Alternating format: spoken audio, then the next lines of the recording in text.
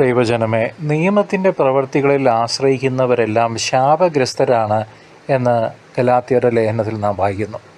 നിയമഗ്രന്ഥത്തിൽ എഴുതിയിരിക്കുന്ന സകല കാര്യങ്ങളും നിരന്തരം ചെയ്യുന്നില്ലെങ്കിൽ അവൻ ശപിക്കപ്പെട്ടവൻ എന്ന് 3-ാം അധ്യായം 10-ാം വാക്യത്തിൽ നാം വായിക്കുന്നു.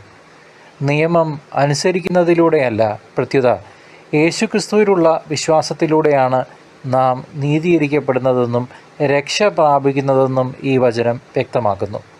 ഈ നിയമം എന്നുകൊണ്ട് ഉദ്ദേശിക്കുന്നത് പഴയ കാലത്തെ റിച്വൽസ്, ആ പ്രാക്ടീസസ് അങ്ങോട്ടും ഇങ്ങോട്ടും നാം ഒട്ടും ഒരു അയവുമില്ലാണ്ട് ബ്ലൈൻഡായിട്ട് ഫോളോ ചെയ്യുന്ന പ്രാക്ടീസസെ പറ്റി, പ്രൊസീജിയേഴ്സിനെ പറ്റിയാണ് സൂചിപ്പിക്കുക.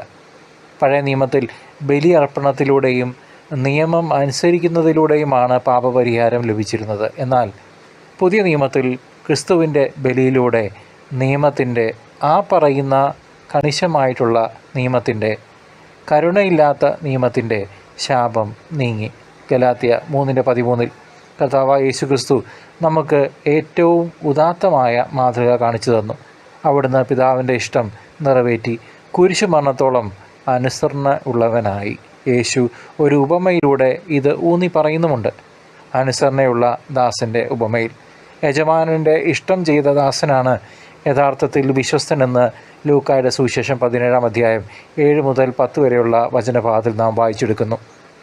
നിയമം, അനുശാസനകൾ നമ്മെ പാപബോധത്തിലേക്ക് നയിക്കുന്നു. എന്നാൽ കൃപയാകട്ടെ നമ്മെ രക്ഷയിലേക്കും നയിക്കുന്നു. സഹോദരങ്ങളെ, നമ്മുടെ ജീവിതത്തിൽ നാം നിയമത്തിൻ്റെ കരുണയില്ലാത്ത വെറും പൊള്ളയായിട്ടുള്ള പ്രൊസീജിയേഴ്സ് മാത്രമാണോ ഫോളോ ചെയ്യുന്നത്? നിയമം ഫോളോ ചെയ്യേണ്ട എന്നുള്ളതല്ല. അത് ബ്ലൈൻഡായിട്ട് കരുണയില്ലാണ്ട് നാം നിയമത്തിൻ്റെ കർശനമായ അനുഷ്ഠാനങ്ങളാണോ നാം ഫോളോ ചെയ്യുന്നത്? പാടില്ല. മറിച്ച് ക്രിസ്തുവിലുള്ള ആഴമായ വിശ്വാസത്തിലാണ് നമ്മുടെ ജീവിതം മുന്നോട്ട് പോകേണ്ടത്, നമ്മുടെ ശ്രദ്ധ കേന്ദ്രീകരിക്കേണ്ടത്. ഈ വിശ്വാസം നമ്മെ ദൈവഹിതം നിറവേറ്റാൻ പ്രേരിപ്പിക്കുന്നു. അതിനാൽ പാപത്തിൽ നിന്ന് പിന്തിരിഞ്ഞ് വിശ്വാസത്തിൽ അധിഷ്ഠിതമായ ഒരു ജീവിതം നയിക്കാൻ നമുക്ക് പരിശ്രമിക്കാം. എന്നെ കർത്താവേ കർത്താവേ എന്ന് വിളിക്കുന്നവരല്ല, എൻ്റെ പിതാവിൻ്റെ ഇഷ്ടം നിറവേറ്റുന്നവരാണ് എൻ്റെ അമ്മയും സഹോദരങ്ങളും എന്ന് കർത്താവ് പറഞ്ഞില്ലേ?